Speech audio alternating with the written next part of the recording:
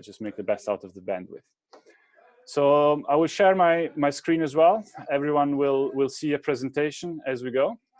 And at the same time, I will also start introducing Alex. Alex, can you hear me? I can hear you, yep. Fantastic. Thank you very much for joining us today and for be willing to explore Burgundy and Beaujolais together with me today. Just a little bit about you for people that perhaps don't know you personally. Alex is basically grown up in Burgundy. He's been traveling to Burgundy since he was a little kid. He's been living there for over 10 years, and he's been importing Burgundian wines since he's moved to South Africa, I believe. I visited Burgundy personally 2 years ago together with my wife on a honeymoon, and I realized only then how complicated and intricate Burgundy is, and how, I suppose, intimidating it is to anyone from the outside. It is a fairly small wine producing region, but at the same time, it is extremely subdivided and has a huge amount of appellations. And I think it is highly complex. So we have the privilege today to have Alex guiding us through this and putting the most complicated terms in perhaps a simpler way, and also really getting an expert view on this fabulous region. So Alex, perhaps if you would like to introduce anything or just want to get started, I think everyone can see my screen, and we can perhaps just get into the deep of it. Sure, very happy to jump in. First of all, it's essential if you're talking about Burgundy for, I don't know, an hour and a half, however long this will continue, to have a glass of Burgundy. Secondly, if you hear my dogs barking in the background, it's because I'm in isolation like all of you, and my dogs live with me, or rather the other way around, so don't worry about that. Thirdly, a request to Peter Clark. I can still see your video on, and it's quite distracting every time you move. I don't know if you are able to turn it off. That would be very helpful. Other than that, Nick, we just cover the protocol as far as people posing questions and how that will work, because I'm not just going to sit here and talk for 90 minutes on my own. 100%. Yes, I think if anyone has questions, they can just post them here. I'm just making an example. Please post your question here, and I will record it. I think everyone can see it in their chat window. If everyone can open it, and then I will just take note and ask you as you go. Cool. So I'm going to assume that the bulk of the people, if not everybody watching this, is already reasonably familiar with Burgundy. So I'm not going to go into the basics. I think if you're tuned into this and you're part of the port-to-port world, then you've already got a good basis. Some of you will be experts, I'm sure. But I would like to talk about different aspects of Burgundy before we get into the selection that created the foundation of this presentation and this initiative. So Nick originally asked me to do a top 10 of the producers, and from within them, one wine from those that we import into South Africa. So the presentation that you will have access to on Nick's screen is founded on that top 10 that I put together. And we're going to go through each of those wines and each of those producers. But before, I thought I'd just give you a general introduction in terms of my perception of what Burgundy is about. And I often say that Burgundy there's an A, B, C, D to Burgundy. And not necessarily in any particular order, is appellation, is terroir, is producer, and is vintage. Now, those four overlapping factors create what is Burgundy. Obviously, you can apply that to other regions as well, but it is infinitely more applicable to Burgundy than anywhere else in the world because of the complications and because of the really specific appellation system in Burgundy and because of the marginal weather. Burgundy is really on the northern edge of the ripening capacity for grapes in France, although that is changing with climate change, and I will touch upon that. Things are moving actually quite rapidly now. But in terms of the appellation system, again, AOC system, although it goes by another name these days, every region has its own, and Burgundy and Beaujolais are no exception. They have their own systems. Whether Beaujolais forms part of Burgundy or not, we'll talk about in a little bit. But within the classification system of Burgundy itself, you have the 4 levels, the 4 tier, if you like. And what these really do, and this is very different to, say, Bordeaux, is that Burgundy's appellation system classifies the potential of the individual soil of the wine in question. It doesn't tell you the quality of the wine at all. It doesn't tell you the quality of the producer. It has no reference to vintage. All it does, it says to you that demarcated piece of land, whether it's a generic vineyard or whether it's a Grand Cru vineyard, has the potential to make wine of a certain level. It's then up to the individual producer to convert that potential into the wine. And in Burgundy, the greats do that consistently, and an awful lot of people don't. I think yes. Sorry, if I can just interrupt you a second there. What I find fascinating is, and I think I'm correct in saying that, is that the land demarcation, which was originally done by monks about 1500 years ago. So it's quite fascinating how they already had identified different pockets of terroir to such a detailed extent such a long time ago. I find this is quite unique in the world. Am I correct? Yeah, but I mean, it was born out of common sense. The reason why they demarcated it was because, rather like if you're growing flowers or if you're growing vegetables, they noticed that certain grapes from certain vines in certain slopes or aspects created better wine than others. Ooh, what was that? Don't worry. Okay. Sometimes people, I'll mute them as they come along. Okay. So, if you're growing something in your garden, a plant that loves full sun, it will do very badly in the shade. If you're growing a legume that likes clay soil and you plant it in limestone soil, it's not going to work. And likewise, the beginnings of Burgundy. And so the monks, yes, really from the 1200s onwards, I guess they didn't have too much to do, and they definitely liked their wine. They created what is known today as Burgundy wines, without doubt. The Cistercian monks, mainly. So, going back to what I was saying, sorry for that. No, that's all right. You throw me off my stride. I haven't got used to it. I'm not used to talking to a screen. So anyway, appellation is very much about potential, and I'm going to bring up this word potential a lot because in Burgundy is extremely relevant. Nothing is given; everything is potential. And again, contrast that to Bordeaux, where it's the chateau, it's that specific producer that is registered. It's classified. It's not the piece of land.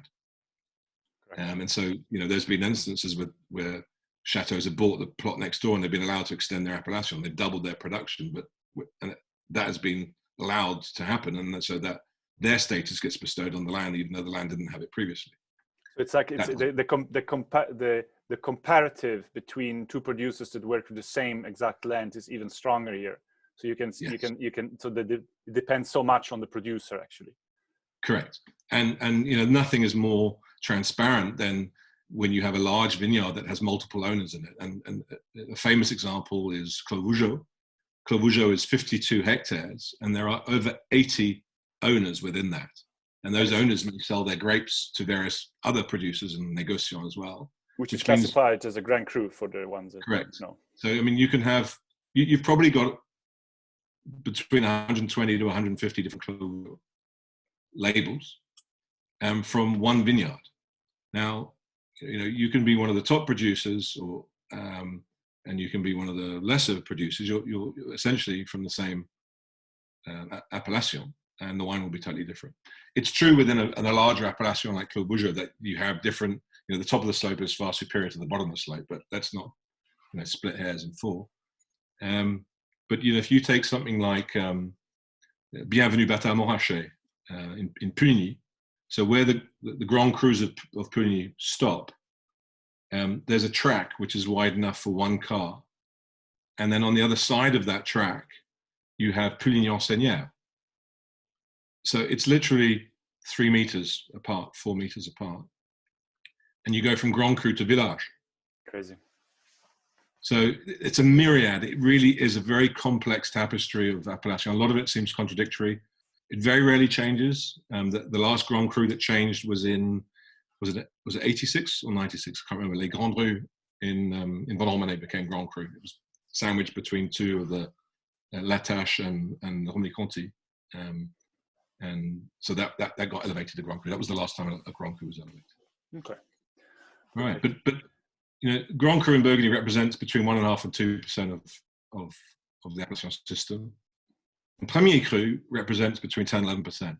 So the great vineyards of Burgundy, the most famous wines of Burgundy, you're really only talking about 11, 12% of Burgundy. But that's what makes the name Burgundy, obviously. And just to help our listeners to orientate a little bit in this classification, we made this graph that just gives you very much a good idea on how that top end. It's a great graph. I think a lot of people assume that there's more red Burgundy than there is white, but if you take if you go out of just the Côte d'Or and you include the Côte Chalonnaise and the Maconnais, because the Maconnais is vast and it's almost all white wine, the proportion of white wine to red in Burgundy is about 2 to 1. That didn't used to be the case. Villages like Chassagne-Montracht, which are today, probably 75, 80+% white, used to be 10% white. Nobody made white. It's difficult to believe. That was even as recently as 30 odd years ago. So okay, so let's get into the deep of it. No, the first. No, hold on. Before you do that, so the first thing is appellation. So the second thing is terroir. So within the notion of the appellation system, there is this famous, term which I think everybody understands today, which is terroir. But in Burgundy, it's really linked to two very specific geological types. And in broad strokes, those are clay and limestone. And the soils are what they call argilo-calcaire. So they're clay limestone soils, and they vary. So in the Côte de Nuits, it's far more clay dominant, and in the Côte de Beaune, it's far more limestone dominant, to the point where you have in certain villages whole hillsides of marble quarries behind the vineyards. When the vineyards stop, that's where the quarries begin. So the roots of those vines literally go meters down into marble. It's quite a sight to see. So terroir is very important, and it does change very quickly. Again, from 1 meter to the next, it can change dramatically, and therefore the potential of the wine changes accordingly as well. Things like the rockiness of the soil for drainage, for capturing the heat during the day, for various advantages that gives a site versus a neighboring plot that can have very little soil, where you don't therefore acquire those advantages, and where the flavor of the wine can be completely different. And then producer, man and woman, has a huge hand in this. We always talk about Burgundy and the appellation system and the terroir, but in the hands of two different people, you get totally different results. It's the same as an artist, it's the same as a chef, as a musician, poet, writer, whatever. The potential of man has a big impact on his environment, and on those potentials that nature gives you. So we'll talk about that a bit more as we go. And then, so that was point C. Point D is vintage. And vintage, increasingly, vintage is having an impact. And vintage is linked, obviously, to climate, wholly to climate. And as global warming progresses, it's having a massive impact on Burgundy. And I think one of the thing that portrays that the most clearly, so everybody can understand, is if you take harvest dates. When I first did vintage in Burgundy in 1982, we started harvesting at the very end of September, and we went on till mid-October. So in the 80s, that was the case. October was the main month of harvest, and in the decades and centuries before, that was the main month of harvest. And then along came the 90s and 2000s, and then everything shifted into mainly September, rarely or a little bit overlapping in October, and sometimes in August. 2003 famously caught everybody off guard because the harvest was ready, halfway through August, and everybody was on holiday. I was actually there, and I called a couple of my friends back from the south of France. I was walking in their vineyards, so you've got to get here. Spoke to a friend of mine who has vineyards in Burgundy, or had, and he lived in South Africa, and he had to get on a plane. It was the first wake-up call climatically for Burgundy. And then if you look at today, the 2020s rather, and the last decade, the amount of times that vintages started in August now is just alarming. And that also reflects on the styles of the wines, because the wines are becoming a lot more, they call cellars, which are riper styles. And interestingly, last summer, for example, in Burgundy, the hottest ever day was recorded in late July, beginning of August, I can't remember. And it's also very humid there, so it was only 41 degrees, but my goodness, it felt a lot more. So it's having an impact, and it's getting to the point now where 20 years ago, we were all looking to France for consultants to help us make Pinot Noir and Chardonnay in South Africa. And the last couple of years, a lot of Burgundians are saying, how do you cope with these hot conditions and early harvesting? How do you retain acidity in these conditions? So things are very definitely changing. And then there's generational change, but that's something which I want to talk about separately. But I guess that links into point D, which is the producer, man, woman. So, Alex, before you get to the producer, I just have a question. Drink break.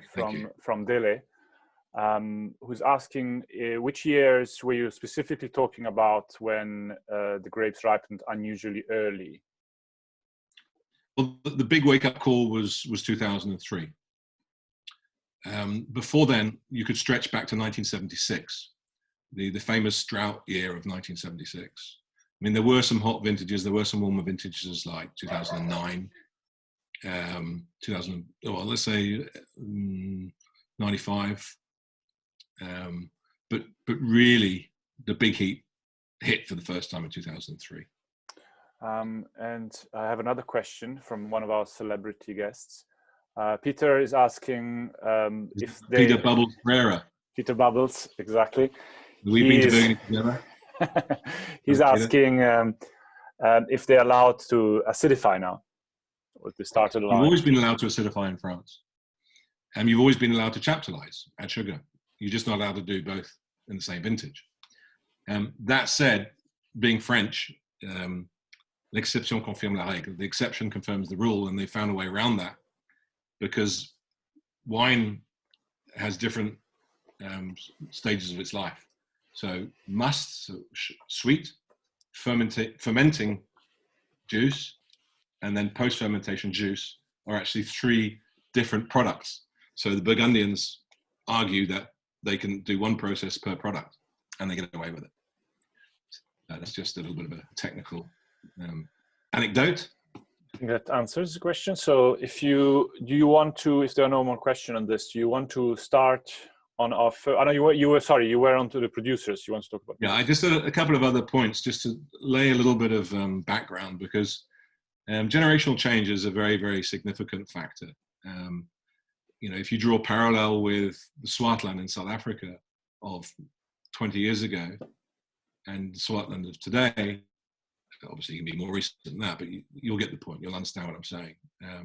If there's an attitude change and a different approach, everything can change, even though you've got the exact same conditions that you had previously with nature. And that applies to single people as well, single estates, single producers. And in Burgundy, obviously far more established, far greater tradition, but one guy coming along and taking over from his dad, or when I say his, I mean hers as well, so I don't have to keep saying that every time. And there's a lot of girls now, a lot of women who are doing great things in Burgundy, and a number of those are included in my selection. But the change of generation really makes a big impact. And we'll talk about this when we get to Arnaud Lachaud later in the selection, where Domaine Jacques Prieur is another great one, where from father to son, changes dramatically in terms of how they interpret the potential and how they work viticulturally and the philosophy behind the domain. Burgundy is the leader globally in biodynamic and organic wines. Very, very few of the top producers today aren't at least organic. And that's been a massive shift, and it's influencing the rest of France, it's influencing the rest of the world. Again, when I started working in Burgundy, the rows had nothing growing between them. They were like moonscapes. People use herbicides, pesticides galore. You go into Burgundy today in springtime, and the whole of Burgundy looks like a flower garden. It's quite remarkable, and that's a big shift in one generation. And then there's the philosophy of the producer. Do they want to make wines which are elegant and light and age-worthy? Do they want to make more forceful, upfront wines? So all those elements which you get in every country. But you see Burgundy through the prism of the philosophy of the producer in question. They all interpret it differently. I have a question. Sorry, Alex. Sorry, interrupting you again. I have a question. I'm getting to learn when you start talking. That's a good break. Yeah. From Mr. Stein, the question is, how concerned are the winemakers, and I suppose now the younger generation, obviously at hand, about the impact of climate change, and what does that mean for the future? They're massively concerned, and the further south you go, the more concerned they are. I think in the Côte de Nuit, perhaps a little bit less so, although they definitely feel it as well. But the further south you go, without a doubt, yeah. But to answer your question, they're very concerned. And a lot of them are looking at how they can mitigate the changes in climate, how they can do some of the things that we do, preserve acidity, slow the cycle, the vegetative cycle, introduce more shading to the grapes where before they didn't, different pruning methods, etc. I have a question for you. So one of the most maybe counterintuitive threats, but obviously spring frost is a massive issue in Burgundy. And at the moment, if you go into the news and you Google a bit, there are these spectacular but also terrifying images of all these candles lit in the vineyard to try and heat up. And bales of hay throughout the whole Côte d'Or being burnt. Correct. Yeah. So that's one of the other threats, obviously. Yes, I mean global warming is not just about temperatures rising, average temperatures rising. It's also about extremes. The peaks are far more severe, the peaks and the troughs. And there's been a lot more instances of frost, but frost has always been a big challenge in Burgundy. It's always been. I just think it's more regular than it was, and specifically in certain areas. There are certain corridors that are always hit. Places like Volnay, Chassagne, definitely, large part of Chassagne. Places like Pommard, but also Pernod-Beaujolais, Savigny, that corridor. In the Côte de Nuit, it's less of a factor. It definitely still is a risk, and it does happen, but it doesn't seem to be quite so severe as in the Côte de Beaune. But that's because of the gaps in the hill and the way that the cold air just dips it down, and then that's what causes the frosts, the really severe frosts. And you don't have those big gaps in the hills in the Côte de Nuit. Okay. Do you want to get started? Yeah, I think my last point was going to be how Burgundy has changed its traditions. I think everybody tends to be very acceptant of the fact that Burgundy's always been a domain-driven region. It's always bottled its own wines, etc. That's a complete myth, and that reality has only existed for 1.5 generations, maximum 2.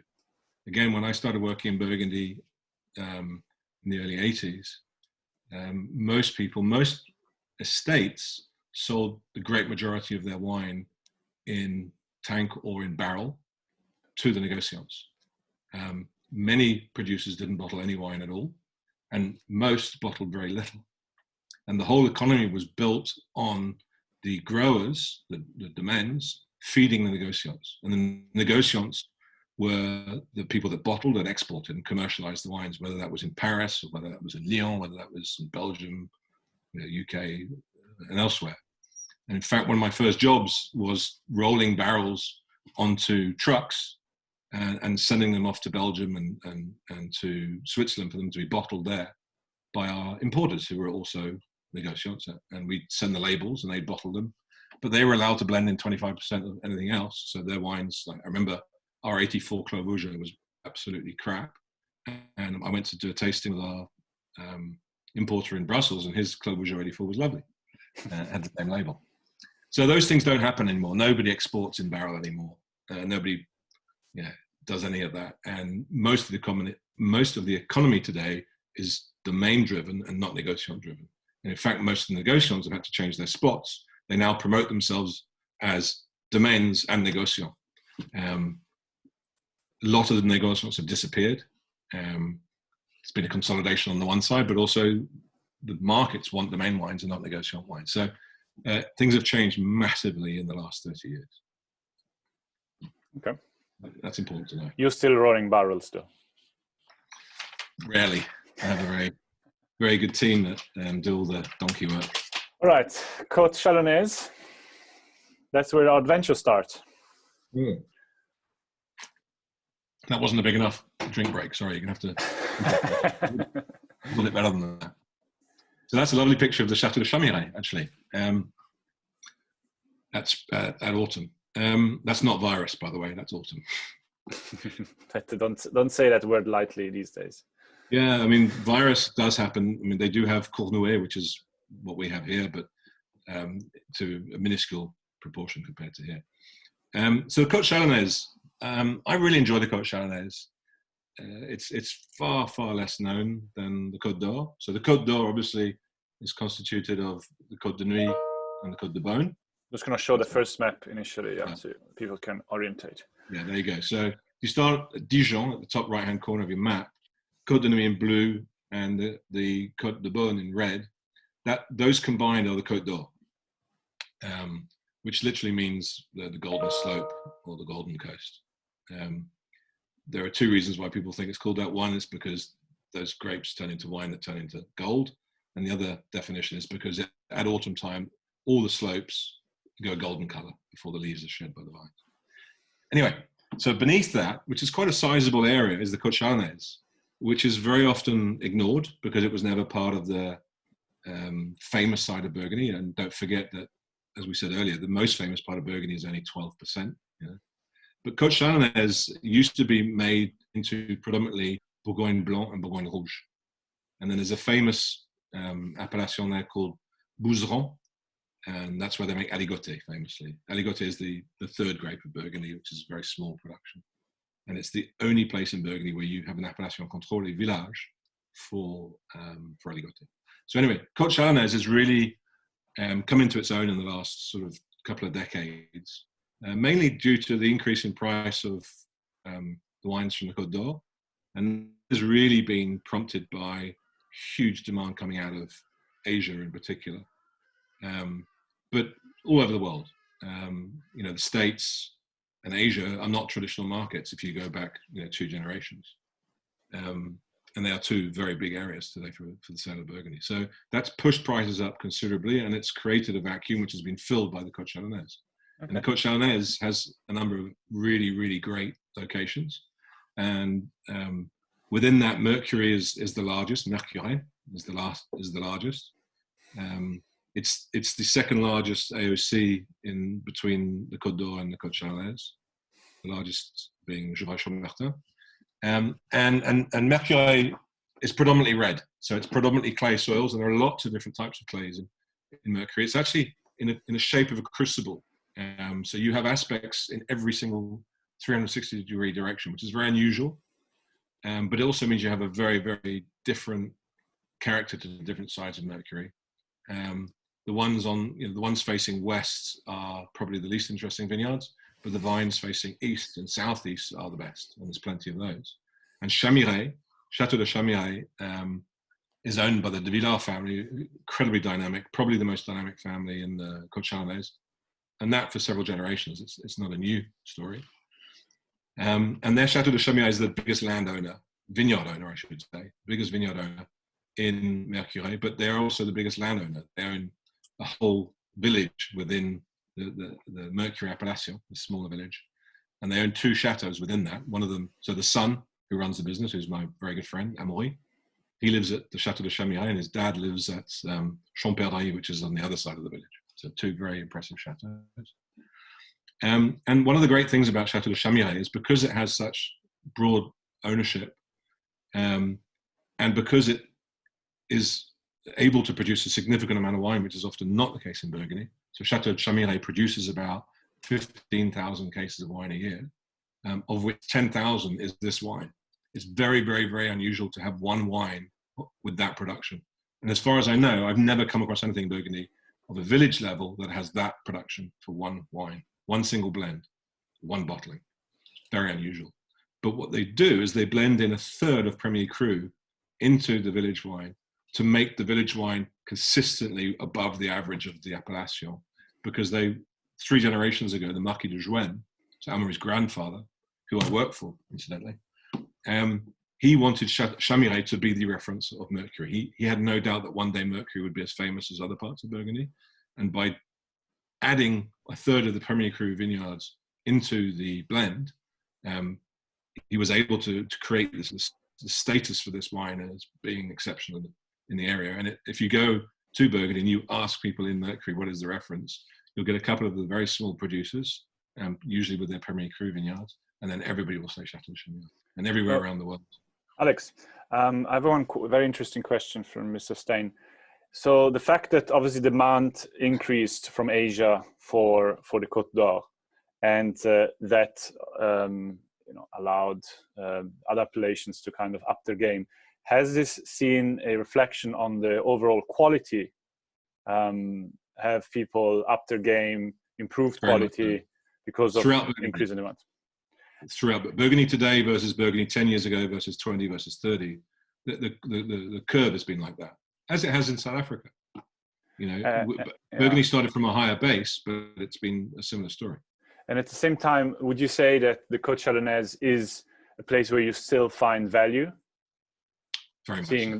Seeing there pricing. are places in the Côte de Nuit, in the Côte de Nuit and the Côte de Beaune, you can still find very good value. In the Côte de Nuit, there are villages like Marcenay and Fissin, right up in the north. Then you have in the Côte de Beaune, you've got probably more villages like Montely, or Montely as they call it there, Montely, Aussy-Durès, Saint-Romain, Centenay, Marange, those types of appellations where you still get incredible value.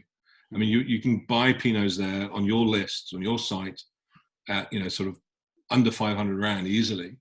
Here's a good example, which match up to the best Pinot Noirs we make in this country, which are an awful lot more expensive. So Burgundy still makes very good value for money wines if you know where to look and if you know which producer to trust. Yeah, and that's why we have you here. And also on that note, I just want to mention that we've done something that we've never done before, and we probably never are going to do again. So we've added promo prices to the wines. I know you're very much against it, and we really fought, me and you, on that. But the idea is that we are incentivizing our customers to purchase now and receive the wines after the lockdown. So there's a little bit of waiting involved. Another factor that you want to add perhaps is that these wines and this stock, once it's gone, you were telling me because of the currency and the rand and where it's going, the next shipment will be about 35-40% more expensive. Is that correct? Well, first of all, if you factor in the 10% that you're giving away, then you add to that the difference in prices between what we bought our last shipment at and what we're going to be bringing the new one in, which, by the way, is stuck in France at the moment. There's a currency differentiation of about 27-28% versus when we last purchased. So depending on what happens with the rand, because it fluctuates, as you all know, you're looking at 35 to 40% difference, and that's assuming no producer put their prices up. Right. And generally in Burgundy, they never put their prices down. So I think conservatively, you're looking at a third higher pricing. So if you want to reserve some of this lovely Mercury, you just can DM me or write me a message on the chat privately, or in any case, or in any case, all of you are going to receive this presentation at the end, and all products are linked, and we're always available, obviously, to answer any questions. Now, the other thing I wanted to say about Chateau de Chamiret is that it's one of the rare producers to make high quality white wines from Mercury. I think whites make up about 10% of the appellation. Yeah, and there's a few spots that have true limestone. Right in front of the chateau, in front of the old gate. It's not the gate that's used today, but the old traditional gate for the chateau. There's a white vineyard, and when I say white vineyard, I mean Chardonnay vineyard, which is planted on pure limestone. The whole soil is white. It's quite remarkable, and it's very rocky. If you walk around most of the vineyards of Mercury, the clays are very distinguishable in Mercury versus the Côte de Nuit, because they're much redder. There's more ferrous characteristic in there. There's more iron in the soils in the clay in Mercury. So you get varying types of clay, and then very, very few, but this very distinct white soil, rocky soil, and that's where they planted Chardonnay, as you'd expect. And it's actually really spectacular. To be honest, they fell into the trap a little bit of using too much new oak, being too ripe and what have you. But I think since about 2012, they started to change that. And since 2014, it's become a rockstar wine. And again, fantastic value. If you compare it with Puligny and Chassagne, which are 10 minutes drive away, it's a fraction of the price. So they're great wines. Okay, moving on. You are ready to... I want to say one last thing, and that's the vintage 2016. Sorry. I've moved on to the Chateau de Chamiret 2016. It's one of the wines that I buy the most of from Burgundy. So typically I'll bring in a pallet of this, which is about 600, 720 bottles. I do that because it's still such great value. 2016 was one of those vintages that just rocks. It was completely overshadowed in the press by 2015. 2015 was a very sunny, ripe, sexy vintage, very busty, very eye-catching. And 2016 was far more restrained and in the shadow of the media storm that hit after the 2015s. So, and much smaller vintage, by the way. I bought very little in 2015 because I thought I'd learned that lesson before in 2009, and I much prefer the 2010s. So I bought a lot more 2010. 2015, 2016, I did the same again. I went big on 16, and I bought very little 15 because I don't think they'll last, especially the whites. But there were some good reds in 15. It's without a doubt. Don't let me rip the vintage apart. There's some very good reds in 15, but it's not as good a vintage as it was made out to be. And 16 is. It's a fabulous vintage. And I looked this morning, before I opened this bottle, we had 188 bottles left. So 187 now. Right. Côte de Beaune. Côte de Beaune is where the most famous white wines of Burgundy come from, obviously. I say obviously, but I think most people who are watching this know that. The three most famous villages are, in no particular order, Meursault, Puligny, and Chassagne. Though most villages I'm just looking through, most of the villages produce white wine. There's not a lot. I think I can only know one tiny vineyard in Volnay. I can't think of any white Volnays in Pommard, but just about everybody else produces white. And the Côte de Beaune is mainly white wine. There are villages like Volnay and Pommard and Beaune, which are predominantly red, Alos as well. But I think the Côte de Beaune is unequaled for the highest levels of white wine. There are great red wines in the Côte de Beaune. I drink a lot of Côte de Beaune red wines. They tend to be better valued than the Côte as well. And they tend to be less deep and extracted and complex than the Côte de Nuit. I'm going to be talking in whites mainly about one village today from the Côte de Beaune, and that is Chassagne-Montracht. Why not Puligny? Why not Meursault? Chassagne's my favorite. It's as simple as that. It's one of those magical villages that just has a spirit about it. And each of the villages of Burgundy has its own feel based on the culture of the village, the families, and they differ massively. I mean, if you go to a village like Meursault or Chassagne, and you go to a village like Puligny, you believe you're 3 kilometers away.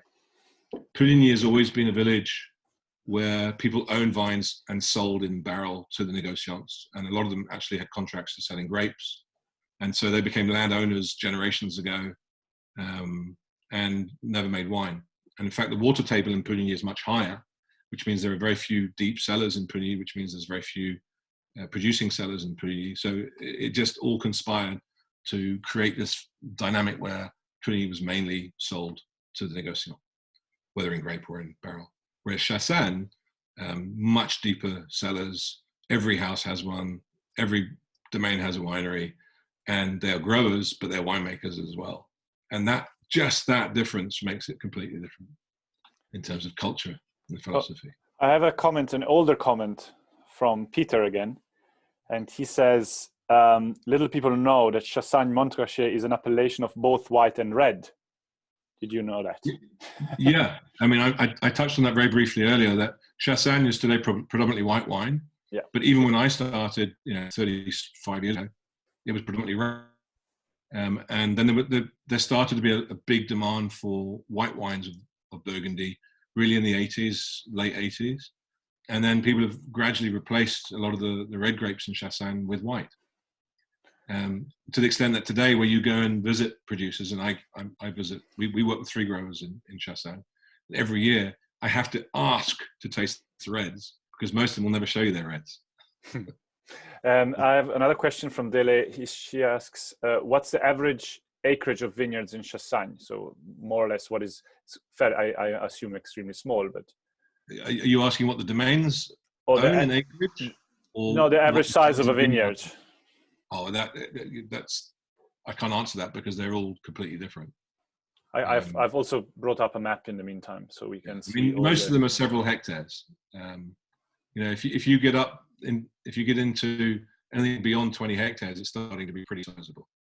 So in general, the answer is extremely small. Divided by probably 20. Yeah, I mean, the individual parcels will be part of a hectare usually. I mean, if you have more than a hectare of any parcel, that's a Premier Cru in Burgundy. That's a lot. That's a hell of a lot. They have what are called ouvre.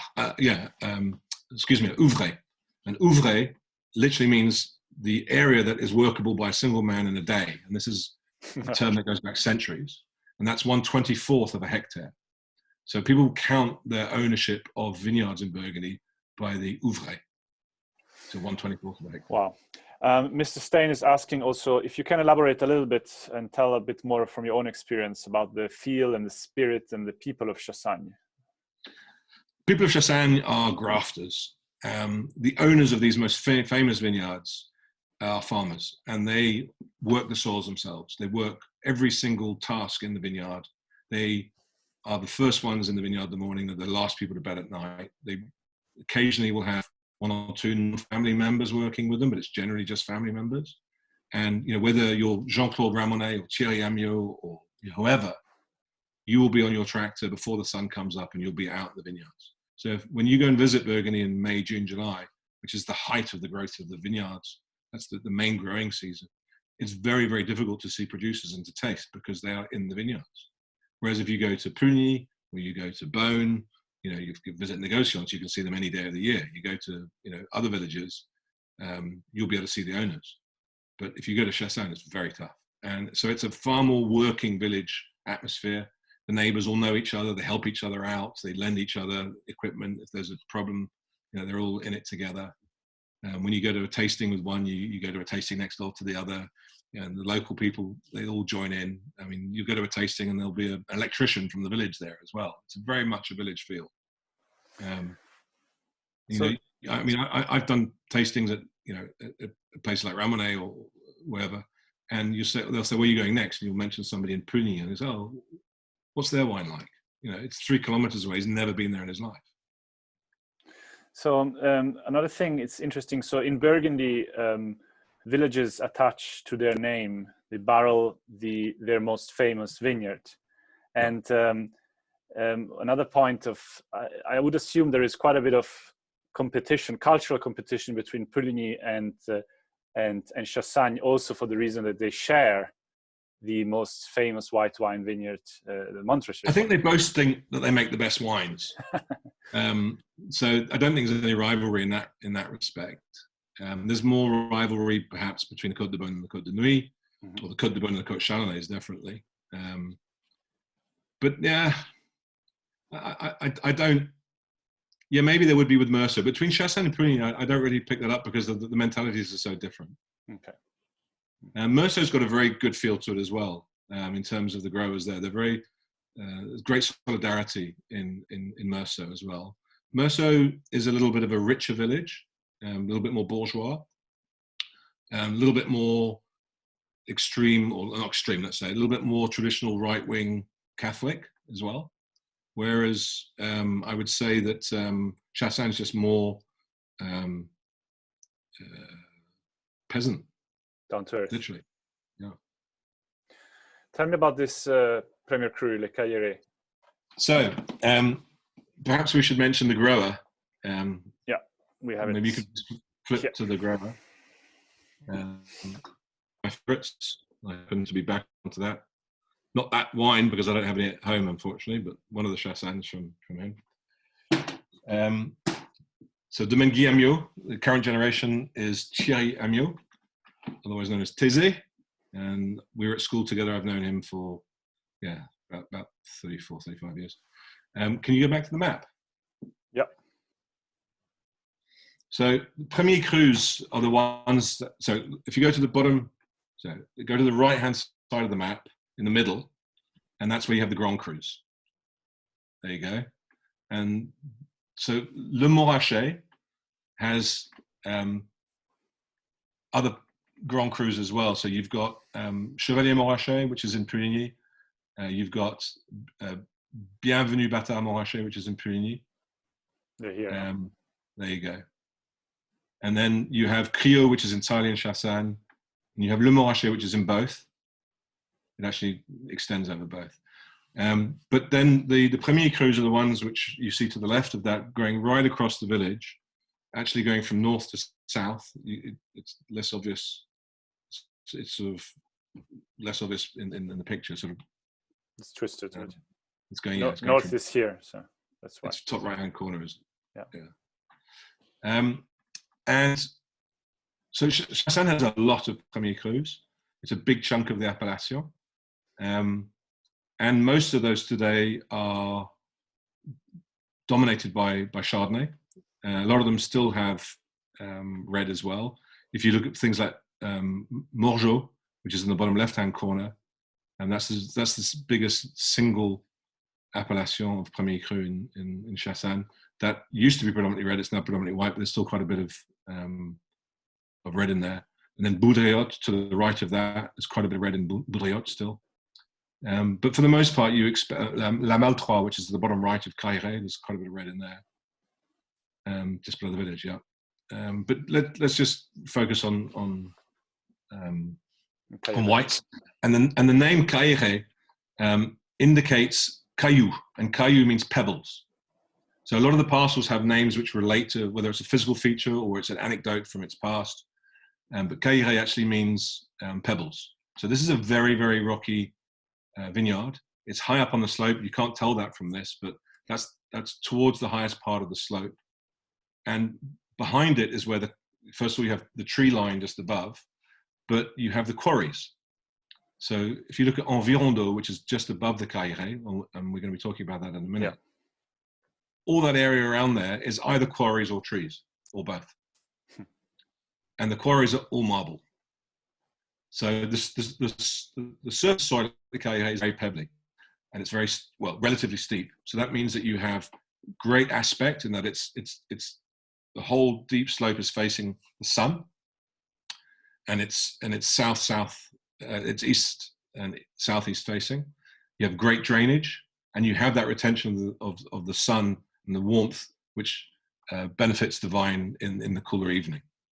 And so traditionally, Cailleret has been one of my favorite and one of the most complex Chassagnes due to that.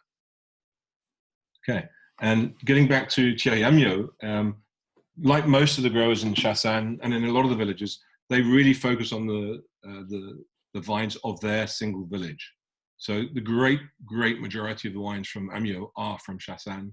We bring in, I think, 3 Premier Crus from Chassagne and an old vine Village, which is what I'm drinking.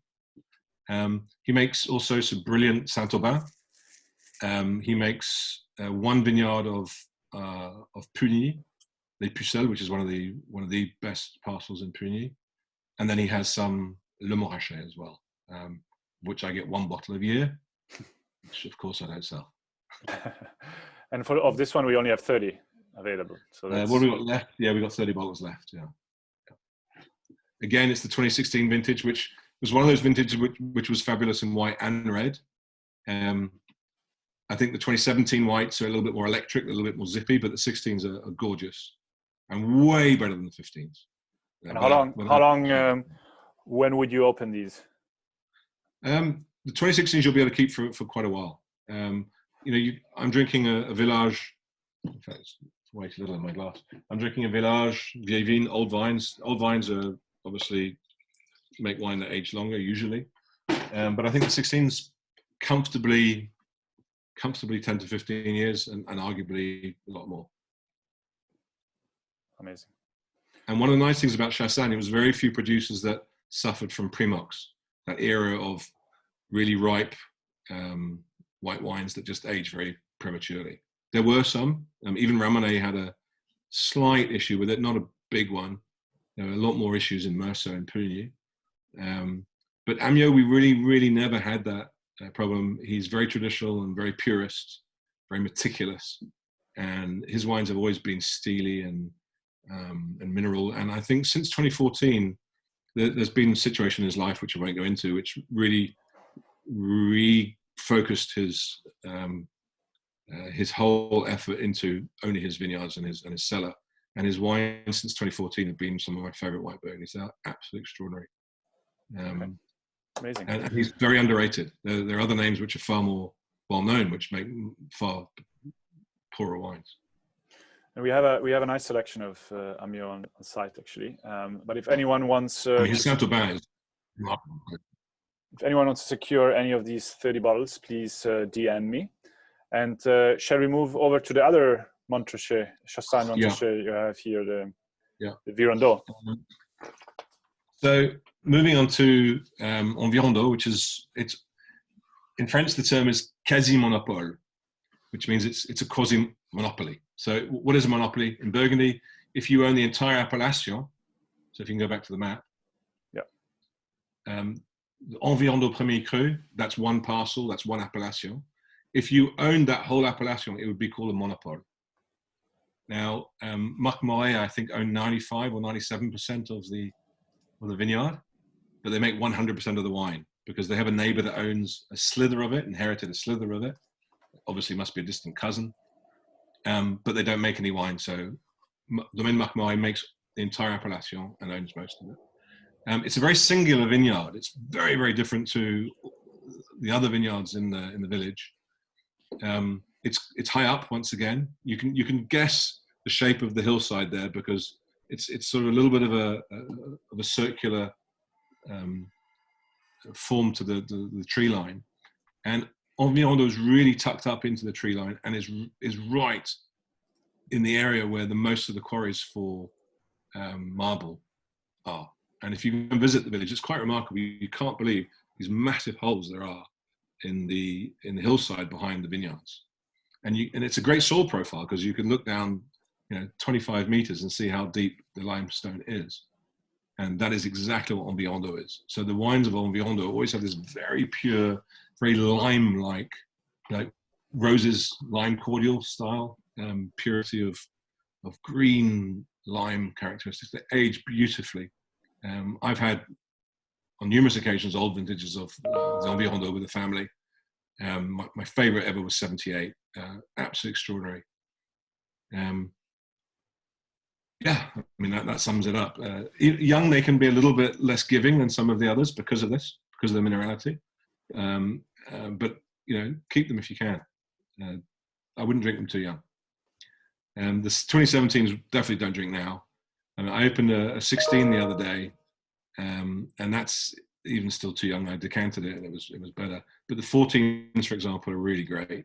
2010, I had my last bottle of 2010 a couple of months ago at Christmas time, some friends, and that was just sublime, but still young, still a baby. Yeah. Okay. Well, I've got some notes here. I'm looking if there's anything I wanted to mention that I've forgotten. I mean, these are the only two whites we're actually featuring, so these must really stand out for you. I mean, to make the top 10. Yeah, I mean, it's difficult. We've got a lot of. I mean, I didn't put Ramone on there because we just don't have any. It's all pre-sold. We work with other producers who make beautiful whites as well, but I'm very biased to Chassagne. I mean, we do carry some fantastic Meursaults, some fantastic Punis as well, but I think these two really stand out. And this is one of the female winemakers, by the way. I thought I'd point that out. Sabine Morat, who is the granddaughter of Marc Moret. Mm-hmm. She's actually the second generation female owner of the Domaine. So it's gone through. So Marc Moret's only child was Sabine's mother. And then, unfortunately, Sabine's older brother died, so she took over the Domaine. So it's gone through two generations of women, which is why the owners no longer carry the Moret name. And Moret, by the way, is the most famous family in Chassagne-Montracht. There are two very famous families. One is Moret and one is Collin. And you've got dozens of different producers, different families, who are either called Moret or Collin, or a mixture of those names. So if you walk, it helps the confusion. You drive into the village and you look at the signposts that directs you to the different growers, and you've got somebody behind you in a car. They will start tooting the horn because you can't work out for the life of you where you're going because there are so many signs with the same names on them. All right. Thank you for that. So still in Côte d'Ivoire, but we move over to red, I believe. Right. So Volnay. Okay, I suppose I should move back to red, shouldn't I? Volnay, I think, arguably the most famous red wines of the Côte d'Ivoire. That's always going to be impeached by somebody who lives or owns vines in another village. You could say Courton, I guess. Volnay is probably the one that stands out for me. I love the wines of Volnay. The wines of Allos Courton or Courton can be quite rustic and hard and tannic and take a very, very long time to be approachable. Similarly to Pommard. Pommard famously makes rustic style wines, and that's got everything to do with its soil. Volnay has this ability to combine both. It does have a rusticity, it does have a certain tannic edge to it, but there's a lot of silkiness in good Volnay as well. There's a lot of suave, textural mid-palate, which gives a lot of pleasure, and that's probably why I like Volnay so much. And I mean, the testament to how much you like it is this is a very special bottling, and maybe you can explain a little bit about this special label and what this means, and what and why it says Radford Dale on the label. Why it says Radford Dale on the label, exactly. So the Hospice de Beaune is the oldest and the most prestigious wine auction in the world. The Hospice de Beaune, I think quite a few people watching this would have been to Beaune. They will know it's the very famous Flemish architectural splendor that is in Burgundy. It's one of the most visited sites in France. I think it's the 4th or 5th most visited site in France, touristically. And it was built in 1443. At the time, it was in the Duchy of Burgundy. So the Duchy of Burgundy, so France didn't exist as it exists today. The Duchy of Burgundy was bigger and more important and more powerful than the Kingdom of France. The Kingdom of France was much smaller in those days. So the great Dukes of Burgundy, of which there were 4, their duchy expanded from the Flemish trading area in today's Holland to Navarre in Spain. And it went right through that swathe of Europe, it clipped into even parts of Switzerland. So the Duchy of Burgundy were very, very powerful for a couple of hundred years. And the most famous chancellor or tax collector of the duchy was a gentleman called Nicolas Rollin, who was incredibly rich. So if you're incredibly rich as a tax collector, it obviously means that until, which obviously he did, and spent his entire life helping himself to the duchy's spoils. And being a good Catholic, felt very guilty as death approached, and he decided to buy himself a place in heaven by spending a huge amount of money on this hospice to look after the infirm and the poor, which was incredibly unusual in those days for a rich person to do. And he built this splendid, he brought in the Flemish architects from the northern part of the duchy, and they built this amazing thing, which you have to go see. And then the auctions, what's that about? So rather like Nicolas Rolin, the wealthy landowners in Burgundy, as they approached their demise, would donate some land, and often some of their best land, because they definitely wanted a place in heaven, having lived as hypocrites their entire lives. And so the Domaine the Hospice acquired over centuries the most incredible assortment of vineyards, a lot of those in the very best vineyards. They've also traded minor appellation and even some forests and farmland that was given to them, and they've just concentrated everything on the great vineyards of Burgundy. So that covers the Côte de Nuits and the Côte de Beaune. It's very unusual in Burgundy to have significant vineyard holdings in the Côte de Nuits and the Côte de Beaune. There are several domains that do. Hospice de Beaune is definitely in the top 3 in terms of ownership of those great parcels. And so, but the Hospice doesn't, so it has its winery. It actually built a very beautiful modern winery about 15 years ago. And so what it does is it ferments the wines, and then it sells them in barrel by auction every year. And that auction happens on the 3rd Sunday of November every year, and has done since 1859. So it's the oldest continuous wine auction. It's the oldest auction in the world. Very prestigious. And to be able to buy the wines, again, in barrel, so after alcoholic fermentation, but pre-malolactic. Burgundy malolactic only happens in spring. So you're buying wines which are raw in barrel. So there's a professional tasting, hundreds of people go to it, and you select the wines you're interested in, and then you can then bid for them. However, you can only bid for them if you're an accredited buyer. To be an accredited buyer, you have to be a Burgundy producer. So whether you're a Domaine or whether you're a négociant, traditionally it was only négociants, but now Domaines can do it too. So if you, like I occasionally buy from the Hospice, I do every so often, I have to work with a registered producer, registered buyer, and then they take delivery of the barrel or barrels, and they then mature the wine in their cellar, and then they bottle it.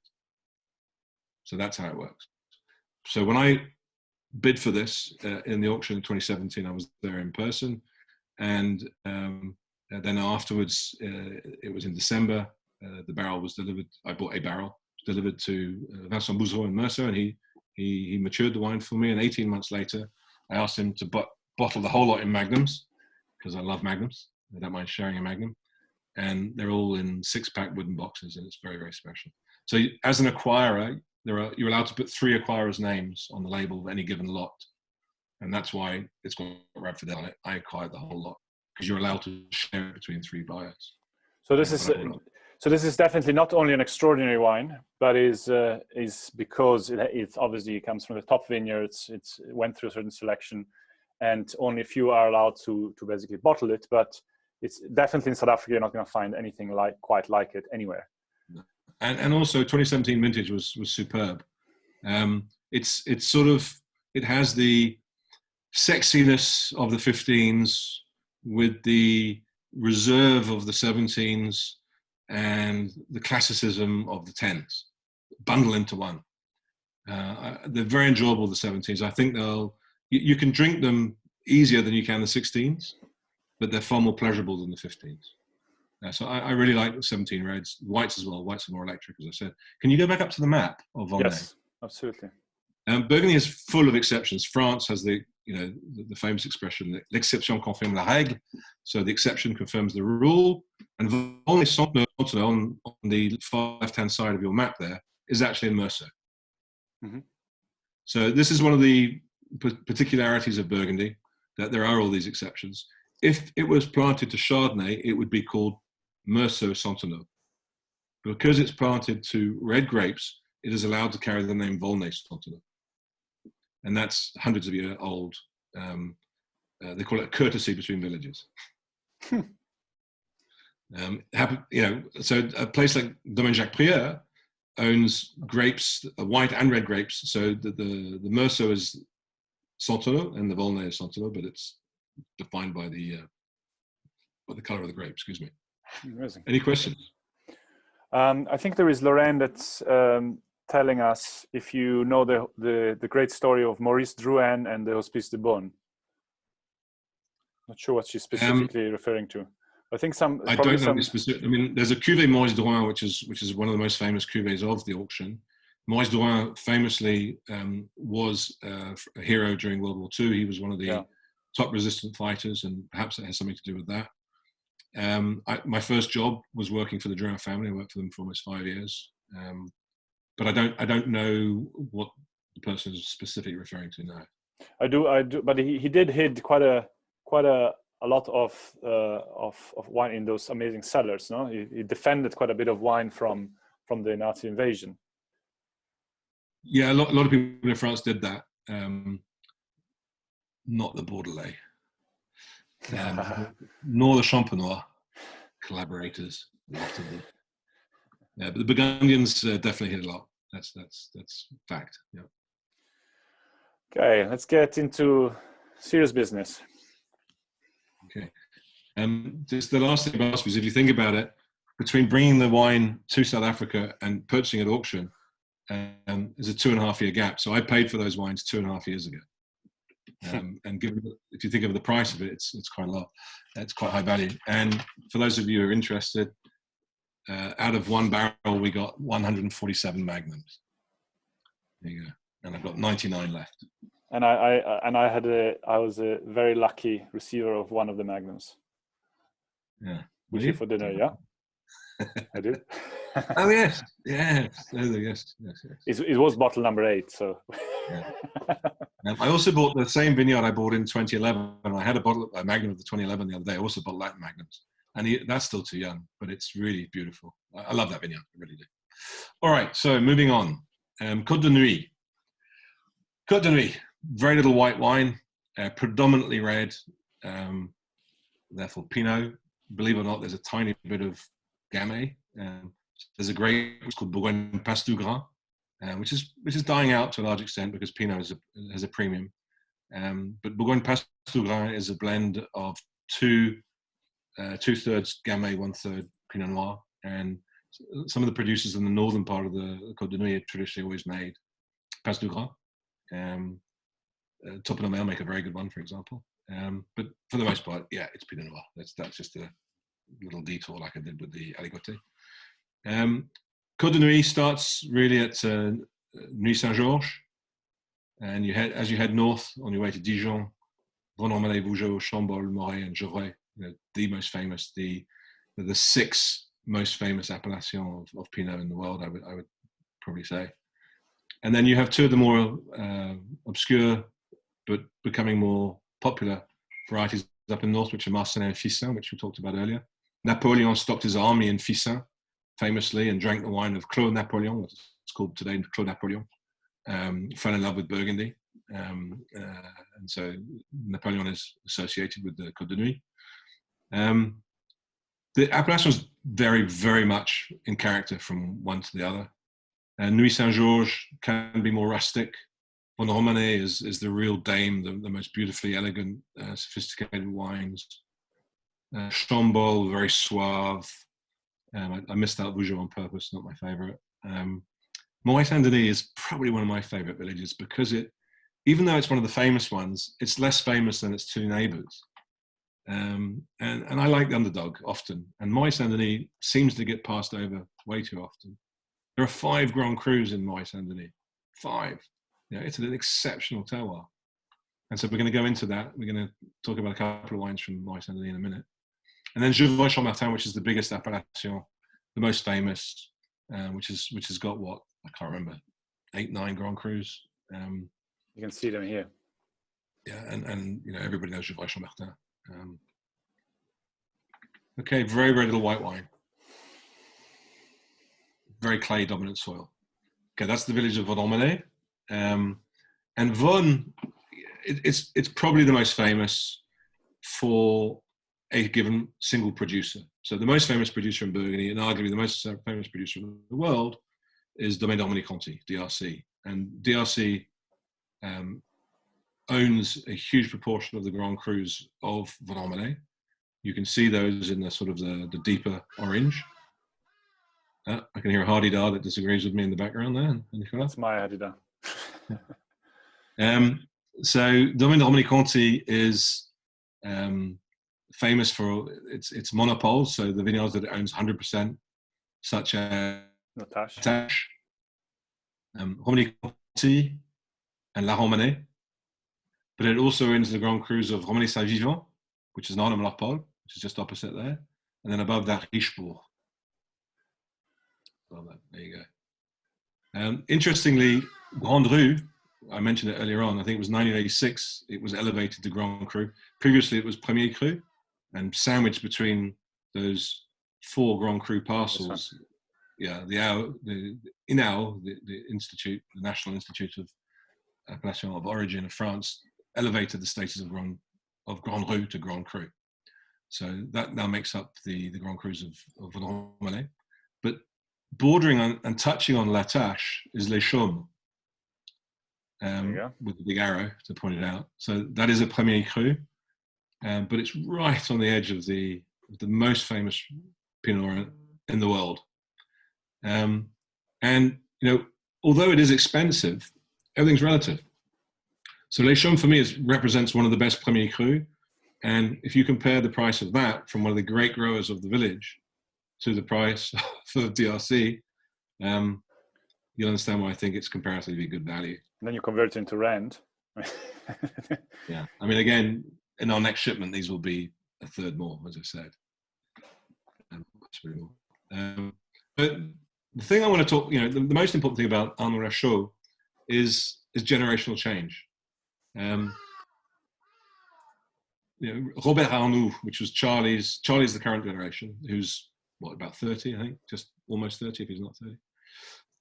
Robert Arnoux, his grandfather, was already quite famous in the same era as Robert Jaillet, and you had people like Gouges, Nuit Saint-Georges. It was the era of those famous names, and Charlie's father carried on the tradition, but sort of always made very good wines, always worked very hard on the vineyards, but is also very meticulous. It's probably, even from his father's time, even from Charlie's father's time, it's one of the most perfect cellars you'll ever go in. I mean, every single barrel is impeccable. Every pebble on the floor is clean and impeccable. It's quite extraordinary. They're very meticulous. But Charlie took over in the mid-2000s. Mid-2010. So 2015 was his first solo vintage, if I'm not mistaken. Or was it 2014? I can't remember. But he's just taken it to another level. He's one of the young guns of Burgundy. And starting from a high level, which is his family estate was, he's catapulted Arnaud Lachaud in the space of only 5 years to the very top league of Burgundy. To the extent, if you go to Burgundy and you ask any of the top Burgundian producers who they really respect and admire and believe are really going up in Burgundy, and you'll hear Charlie Lachaud's name mentioned constantly. And viticulturally, he's definitely one of the leaders. People from all over Burgundy look to him for advice. He's pioneering lots of different techniques, dealing with esca, which is one of the vineyard diseases, not hedging the vineyards anymore. He's using the arc system, which hasn't been done for centuries. He's biodynamic. His soils are absolutely amazing. The flora in his vineyards is astounding. And his wines are just sensational. I mean, I can't tell you how beautiful they are. Of all the 2014s that I tasted in the Côte de Nuit, theirs were the best. Same in 2016. Absolutely extraordinary. Real value of the future. Their pricing is going up every vintage.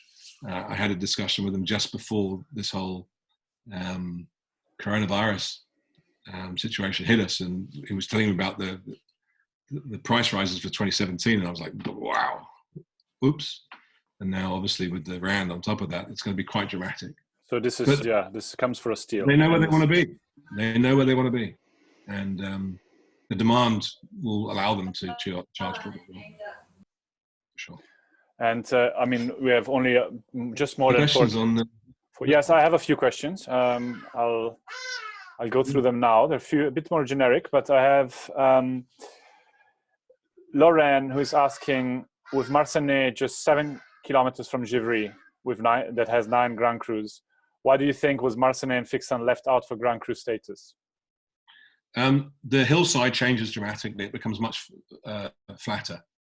So you don't have that backdrop of the theatre of that goes through the rest of the Côte. So you don't have the same aspect. You tend to have heavier soils, more clay soils, less limestone, and the wines are a little bit more simple. They're not quite as complex, and in some instances not as complex at all. And Marsanne has always been more famous for its rosé, in fact. Okay. It's only in recent years that the reds, because of the prices that have occurred in the Côte de Nuit, has caused people to think about reds more seriously in Marsanne. They've upped their game, and there's some very good producers making Marsanne these days. So yeah, it's to do with the geology mainly. And another question is, I mean, how does it work in terms of how often do Premier Crus or get reviewed for Grand Cru, and what does it take to submit an application to? There's no set review. There's no set review time. Anybody can submit a review request.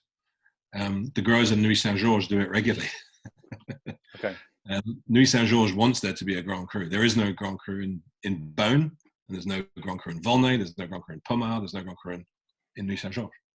And these are some of the most famous villages in Burgundy. So there are often submissions that are made. But any controversy? Any Grand Crus that got elevated that are controversial? Well, it's always controversial because the person who doesn't get it thinks it's controversial. Yeah, makes sense. And there's a lot of bickering going on in Nuit Saint-Georges for that very reason I was about to say. There are people who say, Saint-Georges should be the Grand Cru of Nuit Saint-Georges, but all those growers who don't own a parcel in Saint-Georges would disagree. Yeah. So in the end, the INAL has to make that call. I have a third question, and it's a bit more generic about Burgundy, but how important is cooperage in Burgundy? And I mean, how much does wood obviously play a role in that sense? Less than Bordeaux. It's very important because the wines spend their whole life in barrel. So ultimately, it is very important. But in terms of the fashionable influences that were around in the sort of 90s and 2000s with new oak and the different forests and the 36-month versus 24-month aging, or what have you, that's perhaps a little bit more debatable. Sure. I think that a lot of Burgundian cooperages stick to a cooper or a small handful of coopers that they're happy with, and that give them good service and that give them consistent supply and quality. And a lot of the smaller coopers in Burgundy are still able to custom make barrels. So you have a lot of coopers that are in villages, and so their strength is in the village and in the villages around them. So you will see different patterns of barrels being used in different appellations according to the proximity to a good cooper, at least historically, but even today. But there are a handful of good coopers that have a high reputation in Burgundy and that do cover most of the top producers. Francois Frère is the biggest cooper, has brought up many other cooperages and makes different labels of barrels, if you like, but it's the Francois Frère group. But there's been a number of, in this generation, the younger generation, there's been a number of small cooperages that have emerged, which are very, very good. And so the first one ever to supply Domaine de Romilly-Conti outside of Francois Frère was Chassagne Cooperage, who I work very closely with. And they're in most of the top domains. But I think consistency of supply and quality of supply for Burgundians is the greatest consideration. Thank you. Okay, so before we move on to the next wine, I think if you are wanting to try and cellar and invest in a Premier Cru, which is literally a stone throw from one of the most famous vineyards in the world at last year's pricing, I think this is a great opportunity, and there's only 27 bottles available, so I think they're gonna fly within minutes. You won't get it. And that, I mean, who wants to keep wines for 20, 30 years? We all want to drink them. The nice thing about 2016 is that you can drink them, but believe me, they will last a very long time. So moving on to your favorite village, huh? One of my favorites, yeah. I mean, in the Côte de Nuit, it's the one that I have a lot of attachment to. I also have a soft spot for Le Musigny. We'll get there. But you have, I think this picture already gives away where we're heading to. Yeah, Claudie Lambray. So Claudie Lambray, so the Domaine de Claudie Lambray is the major owner of the Grand Cru, which is called Claudie Lambray. So Claudie Lambray is about 8.8 hectares, and 92% of that is owned by the Domaine de Claudie Lambray. And 2% of it, in fact, it's about 1.8%, is owned by Domaine Topinot-Merle. So Claudie Lambray would dearly love, the Domaine de Claudie Lambray would dearly love to just grab that 1.8% away from Topinot-Merle. But Topinot-Merle are some of my closest friends in Burgundy, and there's no way they will ever let that go. So it isn't a monopole, is the point I was getting to. It is one of the 5 Grand Crus. So Claude Tard, which is a monopole, which is just to the south or to the left of that. You have Clos Saint-Denis to the right. Claude Tard is the one that's been just sold for like an insane amount of money. Yeah, I think, as was Claudie Lambray. I'll get back to that. Claudie Lambray was sold more recently. Clos Saint-Denis, which is to the right of Claudie Lambray. There you go. And then to the right of that, you have Claude Laroche. Okay.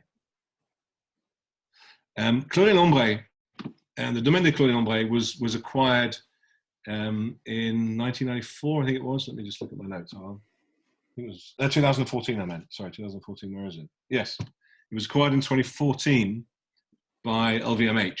I'm sure you all know LVMH. Louis Vuitton, Moet Hennessy. So they own Chateau d'Yquem, Cheval Blanc. Cheval Blanc as well. But I was going to say famous luggage brands, perfumes, and many other luxury products. Champagne. Yep. And they recently invested in Burgundy. And this is something that Burgundy managed to resist for a very, very, very long time. And it created the uniqueness that is Burgundy. Because of the parcellement, they say in French, so the parceling of the appellations of Burgundy. In other words, that there are so many owners of any given appellation. It's been very difficult for outsiders, quite apart from all the laws, which are very prohibitive to outsiders. It's been very difficult for people to strategically buy into Burgundy. It's very tough. That hasn't been the case in Bordeaux. That hasn't been the case in Champagne and elsewhere. And so Burgundy's really resisted. And unfortunately, that's starting to change. You have these big powerhouse investors that have come in and snapped up some of the real gems where they happen to be large appellations.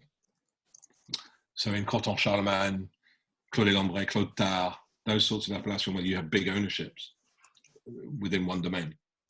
And they've snapped those up. And so LVMH bought Claudie Lambray in its entirety, the Domaine de Claudie Lambray in its entirety in 2014. And we started working with them from the vintage 2014, in fact. And they are, without a doubt, pushing up their prices every year. And again, I was talking to them a couple of weeks ago about the 17 vintage, and it's going to be, now it will be in excess of 8,000 rand because of the currency. So I have said, and I mean it, this is your last chance to buy cheap Claudie Lambray, Domaine de Claudie Lambray. Especially because, I mean, such a prestigious producer, a Grand Cru Burgundy at 4,700 rand. I mean, it sounds unreal. Yeah, we've only got 19 bottles left. We're only getting 24 bottles of the 17. The 16 was pre-sold. It didn't even go on the list. It was pre-sold. Burgundy, really did resist a lot of influences from outside when, the rest of the world wine industry was being transformed over the last sort of 20, 30 years. And one of the things that really stood it aside was that it never bought into the whole parkerization of wines. It was never caught up in the point system. And Parker was even banished from Burgundy. Well, he self-banished after he was humiliated. He was sued for libel by Fevle.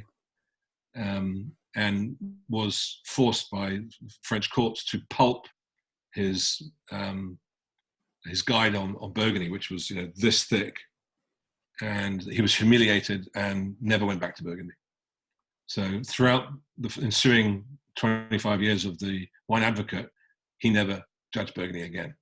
And the result of that was that Burgundians never sold their soul to Parker. When Bordeaux was doing it, when California was doing it, when Spain was doing it, and everywhere else, Burgundy just stuck to its knitting, and that really has worked in its favor. As the planet has emerged in the last couple of years from that monstrosity of what was the Parker era, and where all wines started to resemble each other, and you couldn't tell the appellation from one part of the world to the next. Burgundy never lost its soul, and thank goodness. But this new influence of outside purchasers is worrying some in Burgundy. They're worried that the Chinese will try and come in and do what they did in Bordeaux. So there's a lot of resistance to that, and Burgundy wants to stay traditional. It's not that they're xenophobic. It's not that they're insular, because a lot of them are very well traveled today, and very knowledgeable. But they want Burgundy to stay Burgundian, and I think that's fantastic, personally. But I think it's also the feel you get when you are there. I mean, the authenticity is probably, out of all winelands and wine regions one can visit, it is a working area of workers, and it's authentic. It's not, there's no... And the wines of Burgundy have never been as good as they are today. This is the height of Burgundy in the history of Burgundy, currently. Yeah. Second, so this Premier Cru in Maurice Saint-Denis, would you like to mention and move over to this one, Amiot? So Amiot, if you could just go back to the map, sorry.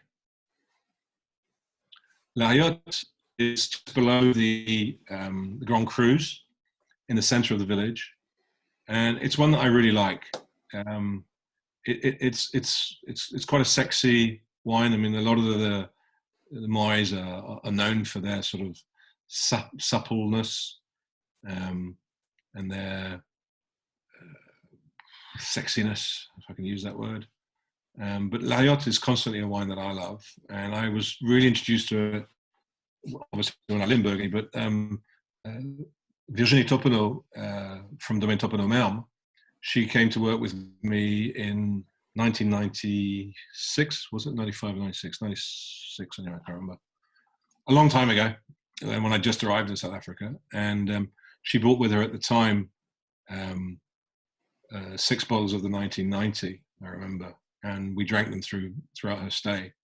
And I just fell in love with that vineyard, and I've had a special attachment to it ever since, and I always import it and I always buy some myself.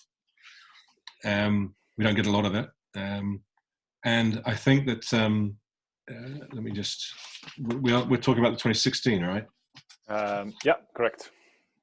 So Domaine Toppenot-Merme, the 2016, they're astounding, man. Outstanding. They really, really are beautiful. There's not a dud in their cellar in 2016. And in fact, even in 15, which, I've criticized as a vintage, there are producers that still may refine wines in 15. And I found that the Toppenot feminine touch, Virginie, one of the most influential women in Burgundy. She's been president of the Women of Burgundy for, I think, 12 years. She's highly regarded and highly respected. Great sense of humor, fabulous woman. Her brother and she inherited it from her parents. Dad still works the tractor. He's in his 70s. He's on the tractor every day. But they've really upped the game of the Domaine. The father was a grower but not a winemaker. He did make wine, but he sold an awful lot of it in barrel. So it's really the first generation that are bottling just about everything. And they've really upped the game of the Domaine. It's one of the domains which has great ownership spreading through the Côte de Beaune and the Côte de Nuits. The reason for that is that Virginie's father came from Saint-Romain in the Côte de Beaune, and her mother was from Maurice Saint-Denis, Côte de Nuits. And so the two, when they got married, they brought the two family domains together to create Toppenot-Merme. So there's quite a lot of vines in the Côte de Beaune, including Corton-Rognier Grand Cru in Alos Corton, making beautiful, beautiful Saint-Romain white in particular. Their red's very good as well, particularly in the warmer vintages, because Saint-Romain's right at the top of the cliffs. It's much, much cooler. So it's difficult to make red in vintages that aren't warm. And then in the Côte de Nuits, they've got a whole array of Grand Cru vineyards. It's quite remarkable. They've got about 6 or 7 Grand Crus. And then they also cover the villages of Chambol and Nuit Saint-Georges. So it's a spectacular Domaine paper. And in this generation, they've really elevated it. It was underperforming in the previous generation in terms of the wine quality. But now, again, this impact of man and woman on the potential of the soils has created this dynamic where this domain is really up and coming today. And if you read through, the last sort of 6-7 years of Jancis Robinson, for example, who knows Burgundy pretty well and a lot of people admire, she rates this domain very, very highly. And they, again, represent very good value for money in the context of a lot of what's going on in the Côte de Nuit today. And we, as an importer, we don't tend to focus on the really big names, the ones that are sort of the trophy names of Burgundy, because they tend to be outrageously expensive. And I started this activity so that I could drink Burgundy, not to not be able to afford it. So we've always focused on people who had great potential and who, a little bit under the radar, who are making cracking wines. And this is a great example of that. Yeah, no, completely. And also, I must say, you have been one of our most successful vendors, also because you obviously stick to your true values. You represent brands with quite a unique origin and authenticity. And also, if you go back and look at how the pricing are structured, I think Alex is extremely honest. I mean, beyond honesty when it comes to the markups that are put on. So you probably you most certainly won't find better value on imports than Alex's portfolio. I have a generic, another question, sorry, back to, Claude Lambret. Mr. Stein was asking how the Arnaud... Is this Professor Stein, any chance, by the way? I think it's Dr. Stein. I'm not sure if it's Professor. He will let us know. He will. Professor Doctor. He's asking us how the Arnaud, the LVMH investment, how that plays a role in the actual output, in the actual quality of the product. Will it make a difference? And also how is it received? I mean, I understand foreign Chinese investment. I understand that is obviously received with a bit of aversion. But how investments from big French families, is that seen as a positive within the Burgundian circles or not? I think some people will say if it's staying French and it's very premium, which LVMH is, they can live with it. They'd rather it didn't happen, but if it's going to happen, that's an acceptable outcome. And have you been able to compare the wines, the current wines with the current? Yeah, I mean, Claude Lambret was, unlike the Claude de Tar has been an underperformer for a long time. It used to belong to Montmorency for forever, and Montmorency was a large negociant, and that was bought by Boisset, who's the biggest and really very generic quality. Let's put it that way. And it's changed hands twice now, and in its current ownership, it should do much better. But Claude Lambret was already making good wine. It really was. Okay. That said, I mean, they kept the same team in place. The regisseur, Thierry, he's retiring and he's handing over to a very capable team, very experienced. So I think that being owned by LVMH will obviously just improve their distribution footprint around the world. Yeah. And make it very much more profitable because they will ramp up the price. They are ramping up the price, so it will become much more profitable. But they will never lack anything that they need. Yeah, because I think you can see that from the other properties. I mean, they're definitely. I mean, none of them also lack in quality.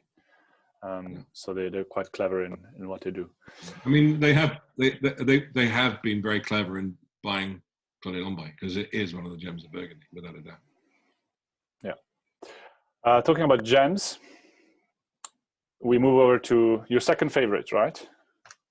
Well, there's one vineyard in this village that I love especially. It's my favorite red wine of all in the world, actually, and that is Le Musigny. It's not difficult to love Le Musigny. So your arrow, oops, excuse me, Freudian slip.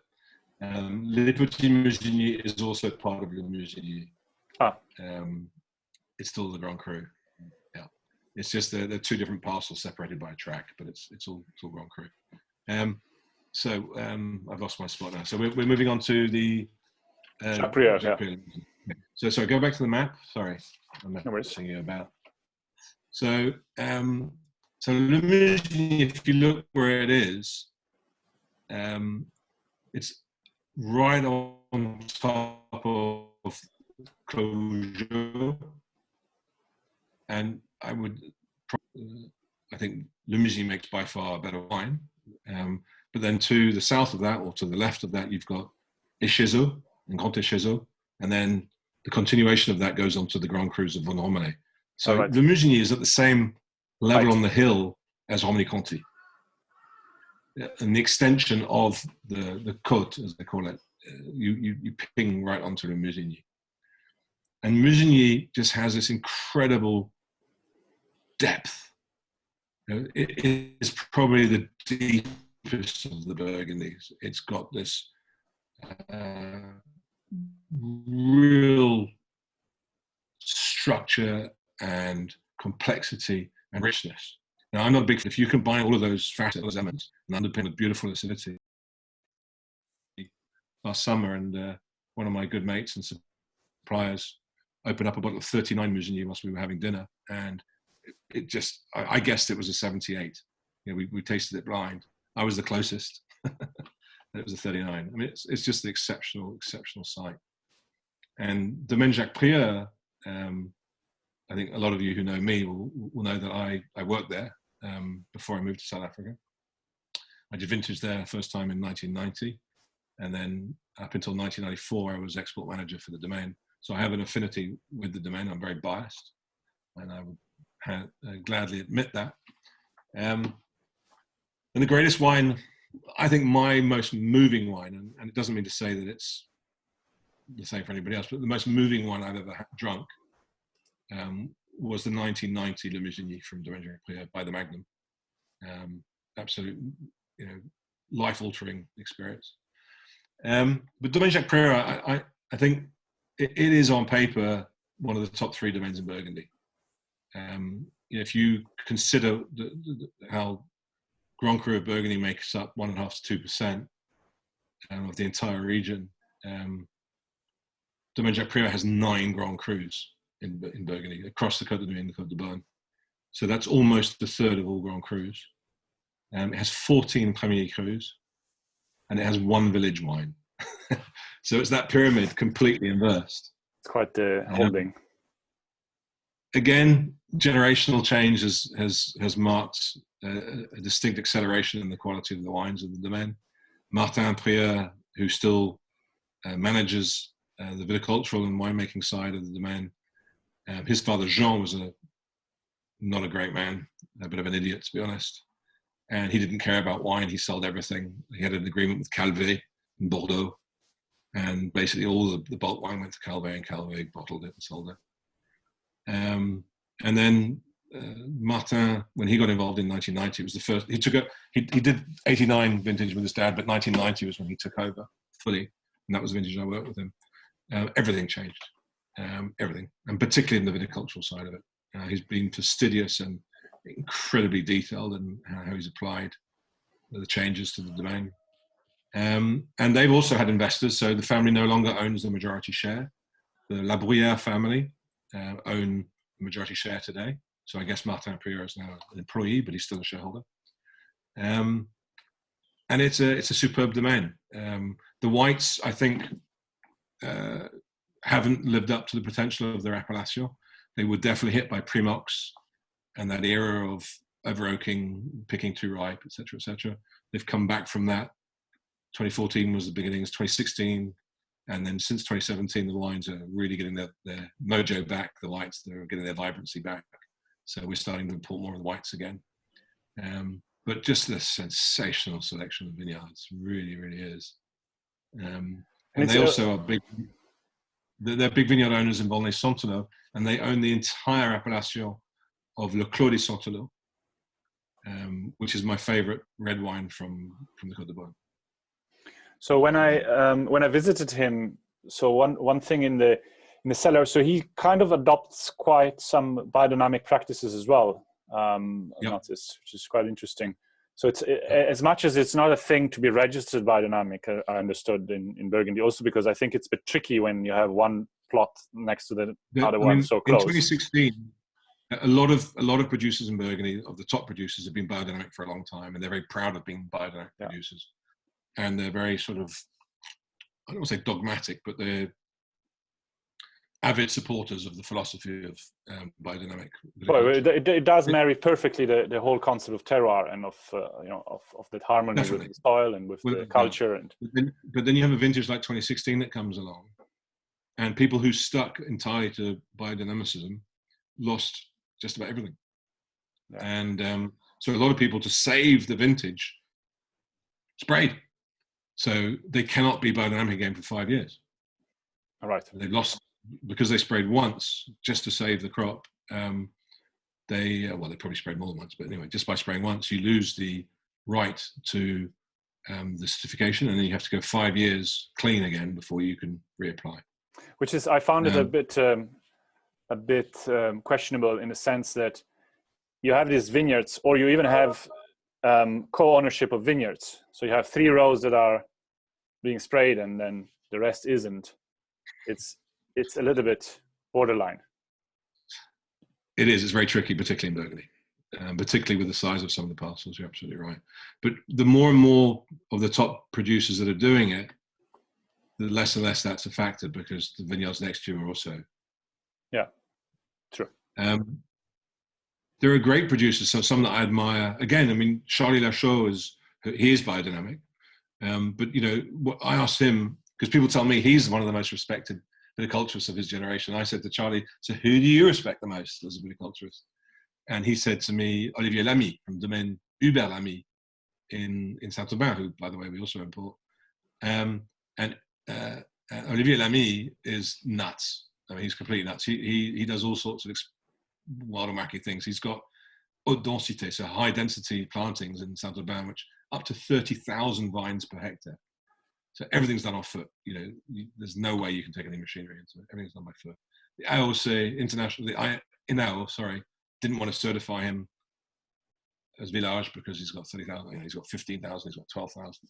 But his viticultural method is brilliant. And but he will not apply for organic certification. He works organically 99% of the time. But if he needs to not work organically, he doesn't want to lose everything that he stands for, and all the marketing or the talk that he gives about his wines, and then not spray. He says, I will never ask for the certification because I want to keep my options open, but I almost never use it.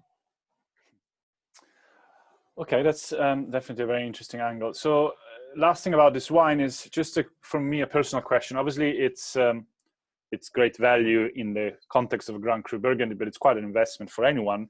The question is, how long do you keep this wine? 2016, 2016, Le Musigny, I rate as one of the greats.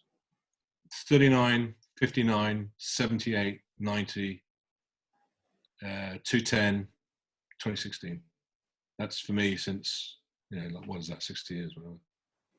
It's an absolutely fantastic wine.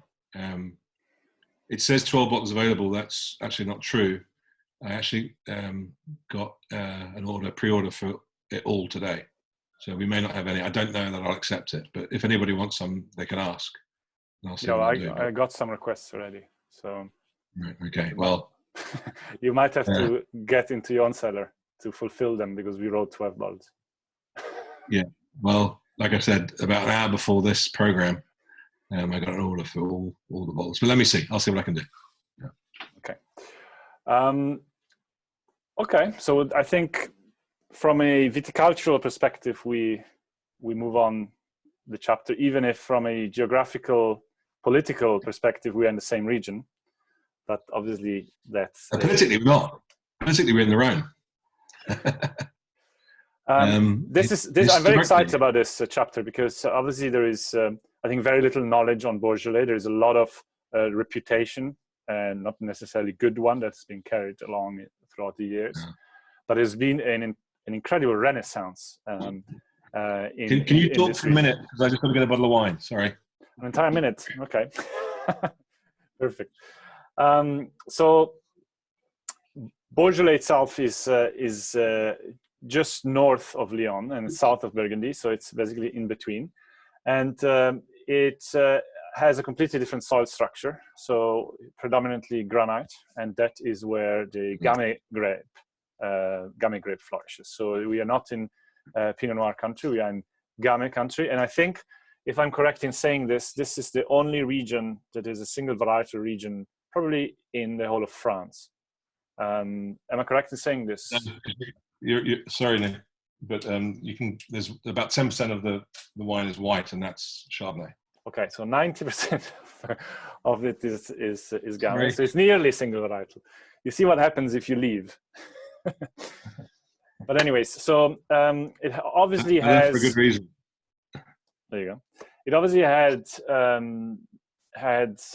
suffered from a very bad reputation due to a moment in time where Beaujolais Nouveau has made headlines, which basically means that the wine is bottled on the first week of November after vintage. Is that correct? No, it wasn't bottled necessarily. So Beaujolais Nouveau was the first wine of the year that was traditionally available, and it was allowed to be sold from the third Thursday of November. Okay. So sold. That was the rule. That was the rule. Yeah. Perfect. But it was a Faustian pact. Georges Duboeuf, who died just a few weeks ago, took a region that was, still very traditional and very lowly in its reputation, just very simple table wines, and he created this aura around Beaujolais Nouveau and this impact of marketing in the days where marketing didn't exist in wine. He had flowery patterns on his cartons, and he had these fruity wines and pretty looking labels. And he just took Beaujolais across the planet, and the whole Beaujolais Nouveau thing was massive.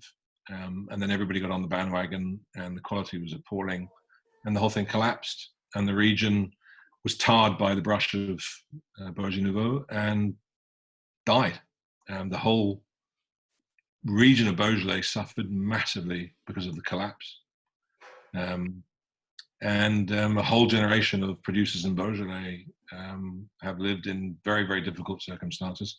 The EU paid for about 1/4 of the entire region of Beaujolais to be ripped up, the vines. They gave grants to growers to rip up their vines, and the overproduction was turned into industrial spirit. So the EU structurally tried to remove the cause of the problem, which was oversupply. During that time, you had a few producers that, like any village of any great wine region, who believed with their heart and souls in the tradition of their region. And we work with Dominique Piron. He's 14th generation in Morgon, for example. Wow. He's today the president of all the growers of Beaujolais, because he was the star of the generation that fought tooth and nail to keep the region alive. And by hook or by crook, when people were selling up their vineyards, or when a grandfather was passing on the hand and the children didn't want to take it over, he would find a way to buy these beautiful vineyards. He'd enroll the help of a Michelin star restaurant to buy the vineyard with him, and they would co-own it, and he'd make the wine. He'd find a way to buy these vineyards up. So Dominique Piron is one of the few producers in Beaujolais that owns most of the crus, for example. So there are 10 crus. There used to be 9, and then Régnier must have been, I guess it would have been in the early 90s, was admitted as a cru. So there are 10.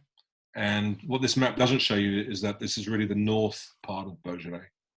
Because Beaujolais is much, much bigger the further south you go. But the southern part is generic Beaujolais and Beaujolais Village. So these are the 10 cru. And the great cru, it becomes subjective. I'm not going to say that. I was going to say Morgon's the great cru, but I'm biased because that's my favorite. It's the Musigny of the Beaujolais. That's the one we're covering, obviously. Yeah. I mean, Fleury is probably the one that was the most famous, or Moulin Avant. Fleury makes much prettier wines, the more feminine wines, but with lovely texture as well. And then Saint-Amour, because of the name, I guess that was one of the famous ones as well. Yeah. So, should we move into our first producer? So Beaujolais, going through that era of obscurity and of collapse, a lot of people got out. And one of the producers, who is probably the most famous I won't say the DRC of Beaujolais, because that would be an exaggeration, but probably the most revered Beaujolais producer, acknowledged by people who really know the region, who love the region, is probably Jean Foillard. I mean, there's probably 10 really, really good top producers, but Jean Foillard, and he's approaching the end of his career now. His son Alex is very involved. But Jean was one of the founders of what were called the Gang of Four, and they were the four purists of that era who kept Beaujolais alive and kept the focus on quality and of the terroir, the soils, and the folklore and the regionality and the respect of their region. And to the point that they went even further back, and they actually decided on a very purist form of agriculture and viticulture and of winemaking. And this Gang of Four from the Beaujolais created what is known today as the natural wine movement. Mm. So quite astoundingly, this region, Beaujolais, that almost died, was the genesis of this whole, what's become now a global wine movement of natural wines. So Jean Foillard, Marcel Lapierre are the two that we import, but Guy Breton and then Thévenet, Jean-Paul Thévenet was the fourth. Of those, Marcel Lapierre is passed on. His family, his heirs carry on and making beautiful wines, really in his inspiration. But Jean's still active. And Jean's most famous wine, because he makes half a dozen different wines, mostly from Morgon, two that aren't. But the Côte du Py is, if you can go back up to your map, so Morgon is the Côte du Py, so it's from the Mont du Py, so it's the Mount of Py, or pi, like the equation. It's in the sort of central southern part of Morgon, with its east and southeast facing slopes, granitic soils, volcanic soils. If there were a Grand Cru in Beaujolais, this would be it. And we're talking about how often are Grand Crus created in Burgundy. Well, first of all, is this Burgundy? I'll get back to that in a second. But in Beaujolais, you have a slightly different structure. There's no such thing as a Premier Cru or Grand Cru. You just have crus. You have crus, you have village, and you have generic. Right. So Cru in Beaujolais encompasses, I guess, Premier Cru and Grand Cru, but it's not recognized. It's not a designated vineyard most of the time. There is a move afoot at the moment to, there is actually a submission being put together, and it's almost been finalized, to create a delineated Premier Crus within Beaujolais. But is Côte du Py a vineyard that's called like that? It's a delineated vineyard, yes. Can you just say something, sorry, for who is not familiar with Beaujolais, especially who's not familiar with top Beaujolais? What is the taste profile of top Beaujolais, and how serious is this wine? Beaujolais has the ripeness of Grenache, the lightness of Pinot Noir or Blaufränkisch, and the acidity of a cooler climate. It's the most gluggable wine that there is, and that's where Beaujolais became famous. But Beaujolais is situated just to the north of Lyon, and Lyon is the gastronomic capital of France, not Paris. Lyon is the most famous city in France for its gastronomy. True. The amount of restaurants per capita is absurd. And most of those restaurants forever, and even today, serve wine by the pichet, by the, what would you call that, jug, carafe. Mm-hmm. And those were always gouléants. They were always very friendly, drinkable, gluggable red wine from Beaujolais. And obviously wine and regionality and the food that's grown there and what have you goes together. But there's a lot of pork around that area. Bresse, which is the only appellation in the world for chicken, poulet de Bresse, is very close. Bourg-en-Bresse. But Beaujolais, Gamay is, it has the sucrosity, it has the ripeness of which is very attractive, but it's very refreshing, and it's not necessarily light because it can have a lot of depth and it has ageability. I mean, I've done a vertical with Jean going back 20 years, where the 2000 vintage excelled. And by the way, the older it gets, the less you can distinguish it from Pinot Noir. So it's not necessarily frivolous at all, but it has the quality of being just very. It's just like somebody who's naturally good at sports without trying. Who's got a great personality, is good looking. They really annoy you because they're just an all-rounder. Well, good Beaujolais is just an all-rounder, and you don't have to wait to drink them. That's the nice thing. and they obviously come, even these top vineyards, which are comparable to a Grand Cru, come for incredible value. Still, I mean, the prices are going up. If you can just go back to the previous one quickly, I mean, the next vintage of this, with what's happened with the Rand, we're probably going to be hitting 1,000 Rand plus. The very first vintage we brought in, 2011, actually I brought in some 2010, but I didn't sell that. First one we sold 2011 was about 400 Rand. I have an interesting question. Do you stumble upon Gamay Blanc or Gris, which I think are mutations, if I believe so? Does it happen, and is anyone doing anything with it? Never experienced either. Sorry. Marcel Lapierre? Okay, so also a legendary name in Beaujolais. Before I forget, I wanted to make a point. Sorry. If you go back to the map, please. So in Burgundy, you're allowed to always declassify your wine. So if you have a Grand Cru, for whatever reason, as a conscientious producer, you're not happy with it, you are allowed to declassify it to Premier Cru. Mm-hmm. Not many people do, because you forego 60% of your potential income. Likewise, if you have a Premier Cru, you're allowed to declassify into Village. Again, you'll lose a big chunk of your, if you're conscientious, you'll do it. You can also declassify Village down to generic. So even a Grand Cru could be a generic on paper. In Beaujolais, the 10 Cru in the north, these 10, if they want to declassify, they declassify to Bourgogne. Oh, wow. So they go straight to the starting. They go straight to the starting line. But they're not in Burgundy, right? But because of the historical ties between the regions, their repli, they call it, where they can declassify to, is Bourgogne, Rouge. They cannot say Bourgogne Pinot Noir. They can only say Bourgogne. But there is also Gamay grown in Burgundy, which is classified Bourgogne, right? You can only use that in the Passe du Grand. Okay. Which is that very obscure blend that very few people make today. So this is one of the anomalies of Burgundy. People say Beaujolais isn't part of Burgundy. Okay, but the Crus can declassify to Bourgogne. So yes, it is. And traditionally, they're always linked.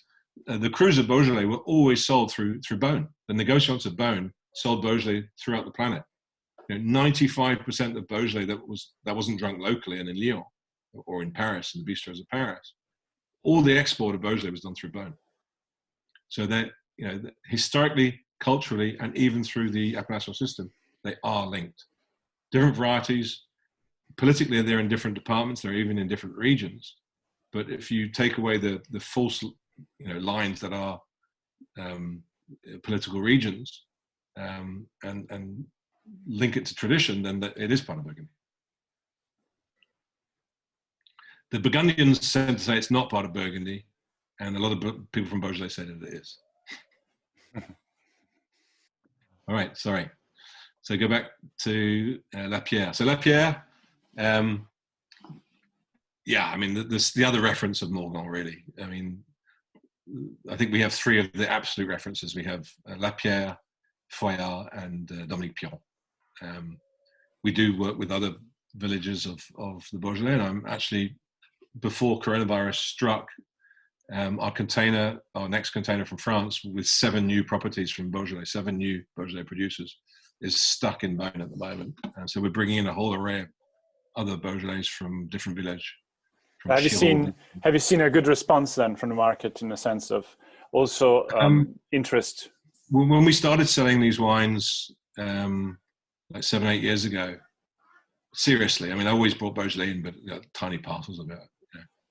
When they started bringing it in seriously, it was very difficult to sell. And luckily, I have a great appetite, so I drank a lot of it with friends. Today, we're definitely seeing demand. That's also influenced by what's happening, because in the last sort of 2 years, Beaujolais has really picked up in popularity in other parts of the world. So thank goodness we got in when we did, because we wouldn't have got the producers that we did if we tried today. But now we have allocations. And it's popular here to the extent that you have now bottled, you have 2 gamets that you've bottled under your own brand. One of them is also quite serious. I know you're not planning to say that, but. We are probably the only commercial producer of Gamay in South Africa today. We've reintroduced it to the nursery system. We did the first planting of Gamay in a generation in over 20 years. So do yourself a favor. You can buy some Cru Beaujolais and some Radford Dale Gamay and some Thirst Gamay and put them up for comparison. I love Gamay. And by the way, it loves granite. And what do we got here? Granite. Exactly. Yeah. So Martin-Lapierre, Morgan, this is 2015. So 2015, at the time, a lot of people, particularly in the press, were saying it's the greatest Beaujolais vintage ever. I tend to disagree. A lot of the 2015s were just too ripe. They were excessive. They didn't taste like Beaujolais anymore. It's a bit like the 2003s didn't taste like Burgundy anymore. Having said that, there were some people who worked very, very well. Obviously, the wines are still ripe. This is one that I actually did enjoy in 2015. It is on the riper side, but it's still got very good acidity. It's a beautiful wine. And one that I drink, like I do most Beaujolais, slightly chilled. In a warmer vintage, probably more chilled, to be honest. But an absolute delight. Succulent, beautiful wine. Really beautiful. And I think, as South Africa also steers away from the Parkerized era and goes towards lighter styles of whites and moves away from boring Bordeaux varieties and less alcohol and less oak and less and more into these vibrant wines that have energy and refreshing qualities and chill them and drink them. I think this style of wine is going to become much more popular in a hot climate like South Africa. No, just need to relax. If you chill a little bit about your choices and a little bit more adventurous, Beaujolais got the greatest value for money on the planet. I mean, you're talking about these two, this one and the one before it, the greatest producers of their region. Yeah, no, it's incredible.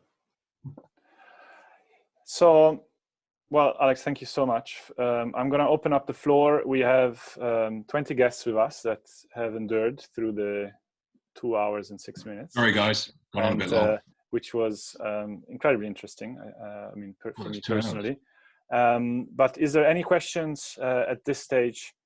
I will share, obviously, we will share this presentation with everyone, and we are absolutely available to answer any questions also later. We have collected orders throughout the talk, but obviously you're more than welcome to answer and to my email and to ask me or Alex for anything.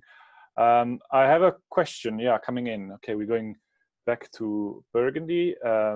Specifically Puy-Fissé. I think we had that question. I mentioned it to you at the very beginning. Yep. Quality and value for money in Puy-Fissé. Daniel is asking. Without a doubt, value for money. Quality is variable. There are some very good producers. It's not an area I know very well. I used to go there on the way to Beaujolais when I was living in Burgundy. I used to stop off there. I haven't been there for a very long time. I'd be incapable of giving you advice.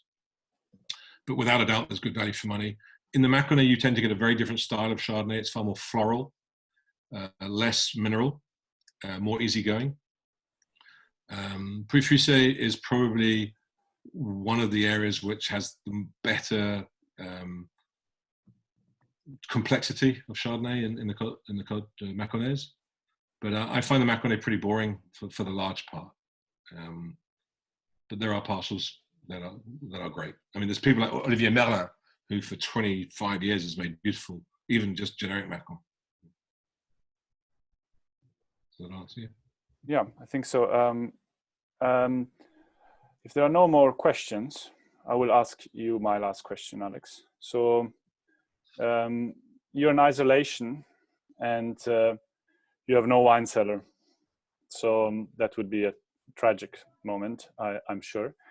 I'm in isolation. I have no wine cellar. You have no wine cellar, but you have one This bottle. is a hypothetical question. It's hypothetical. But you have one bottle you can take with you. Which one would it be? It would be a Nebuchadnezzar of Le Musigny from Jacques Préat. If you can't, then how many bottles is that? Not enough. Perfect. So we know also the answer. It's not just because it's the most expensive bottle of obviously. No, okay. Well, then otherwise I would say the Nebuchadnezzar would be of Foya Côte de Pie. I mean, the Côte de Pie is probably the wine I drink the most gallons of a year, personally. No, absolutely. Perfect. And so, I mean, I can only thank you, really. I know we've only started this now in this time of isolation. I'm not sure why we haven't started it before. It's an amazing opportunity to get in touch with our readers and customers, and obviously for them to get to know someone like yourself and to get deep knowledge behind the products. Because as I mentioned at the beginning, it does get a little bit intimidating, especially certain areas, and a lot of people don't even venture and don't even try because it is intimidating. So I think this was an amazing opportunity. I thank everyone that has been here for such a long time. I hope it was interesting. Thank you, Peter. Thank you very much. We hope we can do a new chapter soon. We will do a little bit of a questionnaire perhaps after this, also asking what region you'd like us to send in any questions, yeah. tackle later. And if we, if we won't be allowed to ever deliver alcohol again, after obviously what wine, we will smuggle your order somehow underground. But apart from that, I mean, interestingly, in France, obviously wine shops, and in England for that matter, are considered essential, and they're all open. They're definitely essential to happiness. That's what I keep on saying. But we are very much confident that next week all of this will be over, and I hope that all of you will have a little bit more of Burgundy and Beaujolais in the cellars. And Nick, thanks for inviting us into your bedroom. Yeah, we do what we can. And sorry that I dropped out from the connection at some stage. I had to refill the wine glass. Thank you so much, and have a lovely evening, everyone. And please do get in touch. Chin chin. All right, I'm leaving. Me too. I think everyone is. Bye.